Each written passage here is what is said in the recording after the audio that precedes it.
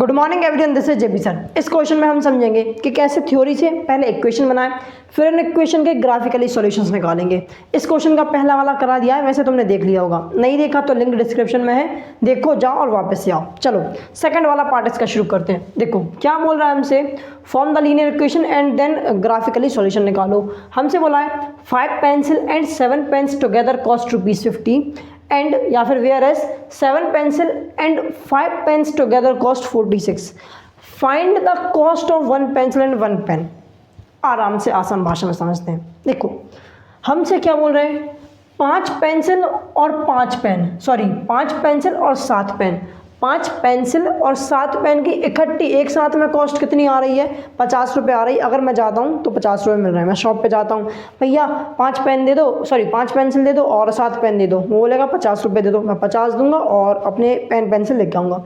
और इसी हिसाब से अगर मैं 7 पेंसिल खरीदता हूँ और 5 पेन खरीदता हूँ तो उनकी टोटल कॉस्ट हो जाएगी 46। हमसे बोला गया है फाइंड करके बताओ कि एक पेंसिल की कॉस्ट और एक पेन की कॉस्ट कितनी होगी। सुनना ज़रा ध्यान से, 5 पेन और सॉरी है ना 7 पेंसिल और 5 पेन की कॉस्ट 46 होगी। अब ना इनसे इक्वेशन बनाएंगे। जो चीज़ हमें नहीं पता होती उसे हम एज्यूम कर लेते हैं, क्योंकि जो चीज़ पता है उसको एज्यूम करके क्या ही करोगे। अबे जो नहीं पता वही एज्यूम करोगे, ठीक है। हमें क्या नहीं पता है, हमें पेंसिल की कॉस्ट नहीं पता है, पेन की कॉस्ट नहीं पता है, यही हमें पूछा गया है तो ऐसे ही हम एज्यूम करेंगे।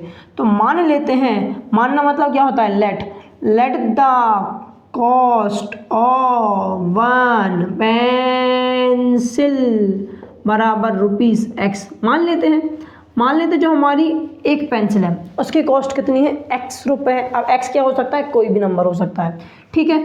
और मान लेते हैं let the cost of 1 pen, जो एक पेन होगा उसकी कॉस्ट मान लेते हैं ₹Y, ठीक है। तो ज़रा आप ध्यान से समझने की कोशिश करना।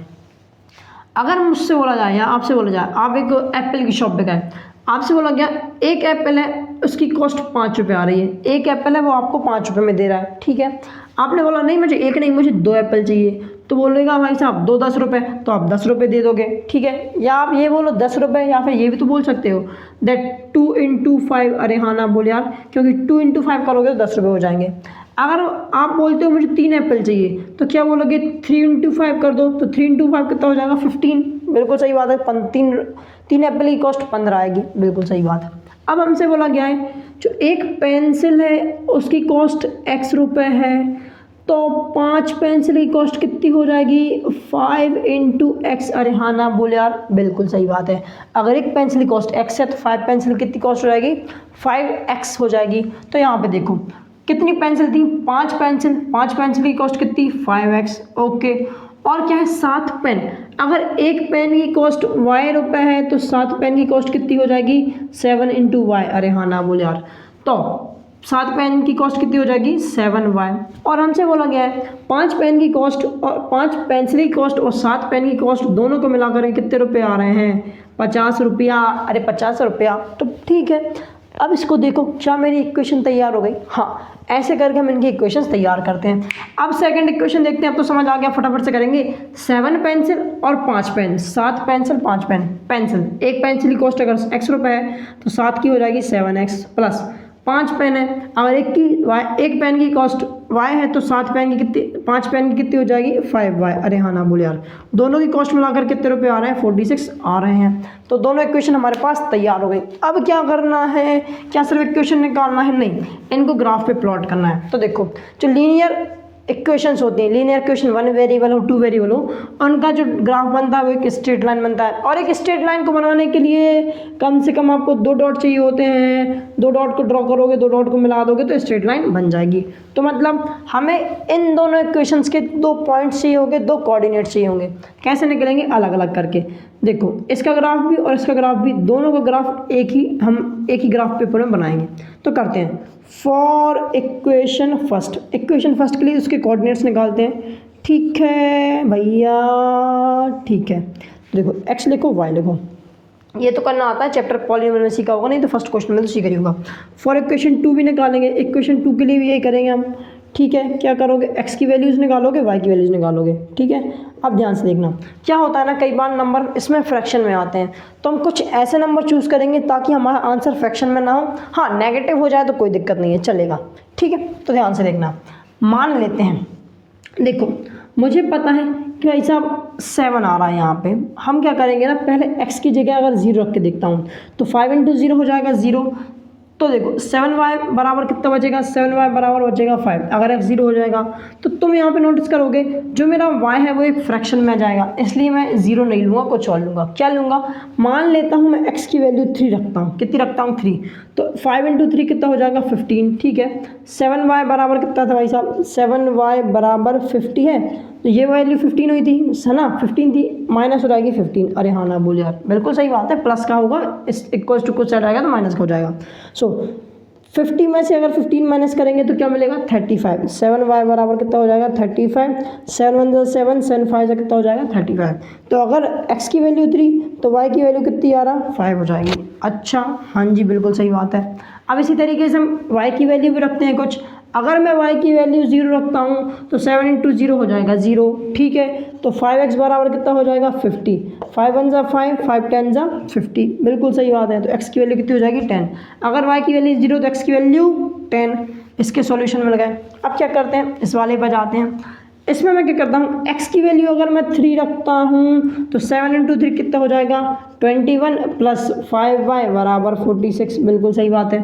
21 प्लस का है, इक्वल्स टू कुछ साइड आएगा तो माइनस हो जाएगा। सो 5y बराबर 46 माइनस 21, माइनस करो, सो 5y बराबर कितना हो जाएगा यार, अगर मैं 1 माइनस करता हूँ 46 में से 1 माइनस करो मिलेगा 45, 45 में से 20 माइनस और कर दो, 45 से 20 35 25। अच्छा 25, 5 1 5, 5 5 25। अगर x की वैल्यू 3 तो y की वैल्यू कितना 5। अरे हाँ ना बोल यार, ठीक है ठीक है। अब लास्ट वैल्यू निकालते हैं फटाफट से।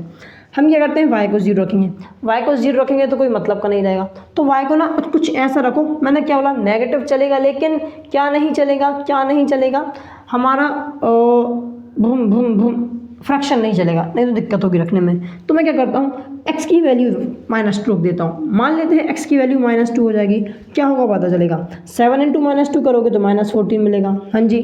5y तो 5y रहेगा, सॉरी प्लस का 5y है तो 5y रहेगा, और यहाँ पे 46 है, माइनस का 14 प्लस का 14 हो जाएगा उस साइड जाने पे। सो 5y बराबर प्लस का 14 होगा, 46 प्लस 40 क्या हो जाएगा, 46 में 14 प्लस करना 50, 4 प्लस करोगे तो 50, 50 में 10 प्लस करोगे तो 60 हो जाएगा।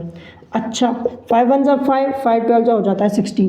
अच्छा तो मतलब अगर x की वैल्यू -2 रखूँगा तो y की वैल्यू कितनी आ जाएगी 12 हो जाएगी, बस काम खत्म। अब फटाफट से इसको प्लॉट करते हैं। यहाँ पे कहाँ पे था, यहाँ पे था। चलो देखो, हमें दिख रहा है ना बहुत ज़्यादा नंबर बढ़ पा रहे हैं, तो हम क्या करेंगे, एक यूनिट को 2 रुपये मान लेंगे। कितने रुपये मान लेंगे यार, 2 रुपये मान लेंगे, ज़्यादा आसान रहेगा, नहीं तो इतना सारा ग्राफ बनाना पड़ेगा। तो भाई साहब 2 4 6 8 10 12, हाँ जी यहाँ पे भी 2 6 नहीं भाई साहब 2 4 6 8 10 12, यहाँ पे क्या -2 एंड -4, -2 एंड -4। अरे हाँ ना बोल यार। चलो भाई साहब अब ज़रा प्लॉट करते हैं। x की वैल्यू 3 तो y की वैल्यू 5। अगर x की वैल्यू 3, x की वैल्यू यहाँ पे होती है, x की वैल्यू यहाँ पे 2 एंड 3 कहाँ होगा, यहाँ कहीं होगा। अगर x की वैल्यू 3 है तो y की वैल्यू कितनी हो जाएगी भाई साहब, y की वैल्यू 5, y की वैल्यू 4 और 5। अच्छा मतलब इस पॉइंट पे, हाँ जी इस पॉइंट पे। अगर x की वैल्यू 10 तो y की वैल्यू 0।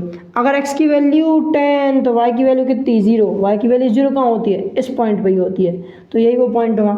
अब इन दोनों पॉइंट को क्या करो, ज्वाइन कर दो। ठीक है भाई साहब ज्वाइन करा दिया ना, एक लाइन ड्रॉ यहाँ से करा दी हमने, ठीक है यहाँ से और आगे चली जाएगी।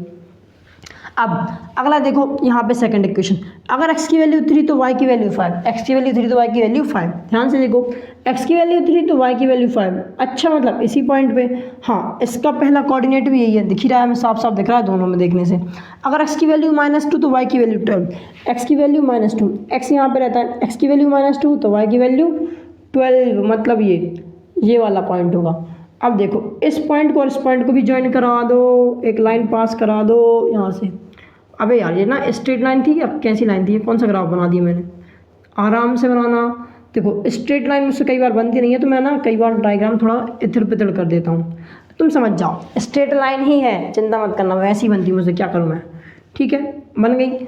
ये लाइन ऐसी जाती चली जाएगी। अब ध्यान से देखोगे तो ये लाइन और ये लाइन, ये लाइन और ये लाइन दोनों किस पॉइंट पे इंटरसेक्ट कर रही हैं, इस पॉइंट पे इंटरसेक्ट कर रही हैं। इसके कोऑर्डिनेट कितने हैं 3,5, कितने आ रहा 3,5। तो ज़रा सुनना ध्यान से, इस लाइन का सॉल्यूशन ये पॉइंट होगा और इस लाइन का सॉल्यूशन भी यही पॉइंट होगा, मतलब इन दोनों लाइंस का सॉल्यूशन यही पॉइंट होगा। तो मैं बोल सकता हूँ इस पॉइंट के कोऑर्डिनेट्स इन दोनों इक्वेशन को सेटिस्फाइड करेंगे, मतलब इन दोनों इक्वेशंस के सॉल्यूशंस होंगे। अरे हाँ ना बोल यार, तो ये कौन सी वैल्यू है, ये वैल्यू काय की है x की है, ये वैल्यू काय की है y की। अरे हाँ ना बोल यार, तो इस हिसाब से x क्या था हमारा, x था हमारा कॉस्ट ऑफ वन पेंसिल। क्या था, कॉस्ट ऑफ वन पेंसिल। कितनी रुपए निकल के आई, 3 रुपये निकल के आई।